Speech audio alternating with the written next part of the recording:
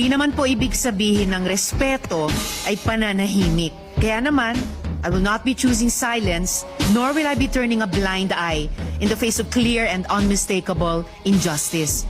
Alam po ba ninyo na apat sa hinihingi ng Supreme Court ay nandun po sa puso ng due process? Ano po yung hinihingi? Sinabi lamang po ng Supreme Court, pwede bang ibigay nyo sa amin kung lahat ng miyembro ng House of Representatives ay binigyan ninyo ng kopya at kailan? Alam po ba ninyo kung anong sagot?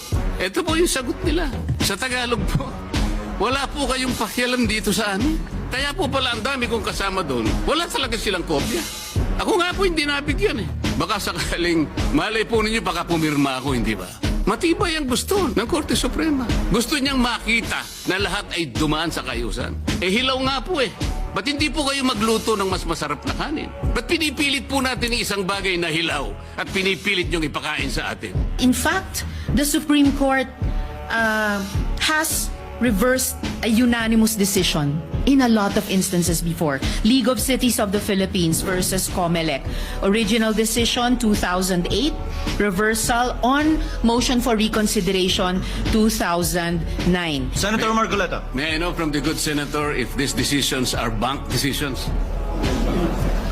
Yes, Mr. President, unbanked decisions po.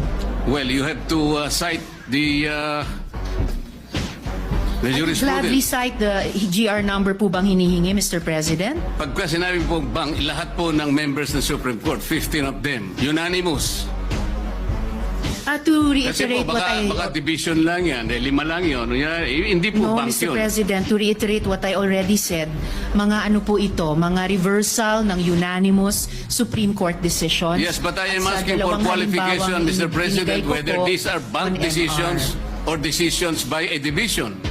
One, unconstitutional, void ab initio, violative of due process. All these are present in those jurisprudence cases as you cited. Kanina, simple lang yung tanong eh.